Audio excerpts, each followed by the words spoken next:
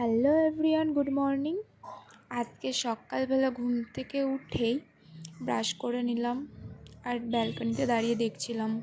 তারপর একটু পিঠে খেয়ে নিলাম, নিয়ে তারপরে চা বিস্কুট খেয়ে নিলাম।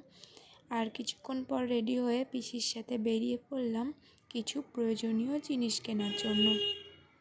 দেখো, প্রয়োজনীয় জিনিস কিনতে চলেও এসেছি।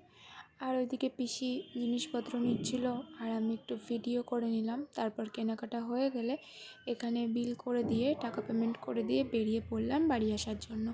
আর বাড়ি এসে গান শুনতে শুনতে একটু চাউমিন খেয়ে নিলাম। চাউমিন খেয়ে দাঁড়িয়েই ছিলাম।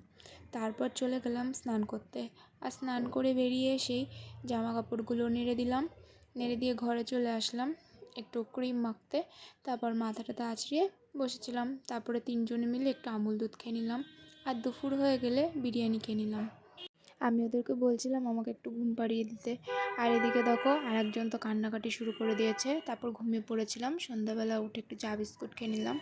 এখানে একটু শুয়েছিলাম, তাও এসে গায়ের ওপর উঠে এত জ্বালাতন করছিল। তারপর ওরা তিনজন মিলে একটু খেলা করছিল। আর কিছুক্ষণ পরে আমি আর কাকি বেরিয়ে গেলাম কিছু জিনিসপত্র আনতে। এদিকে মশলার দোকানে চলে এসেছিলাম, তারপর রুটি নিতেও চলে এসেছিলাম আর লন্ড্রিতেও চলে এসেছিলাম।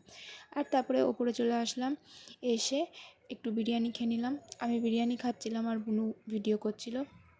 আর একজন ওইদিকে লুকিয়ে লুকিয়ে রায়তা খাচ্ছিল। আর এদিকে খাওয়া দাওয়া হয়ে গেলে ঘরে এসে শুয়েছিলাম।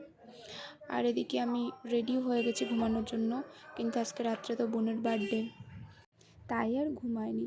আর 12টার পরে বোনের বার্থডে সেলিব্রেশন করে নিলাম ছোট্ট করে। চলো আজকের মতো টাটা।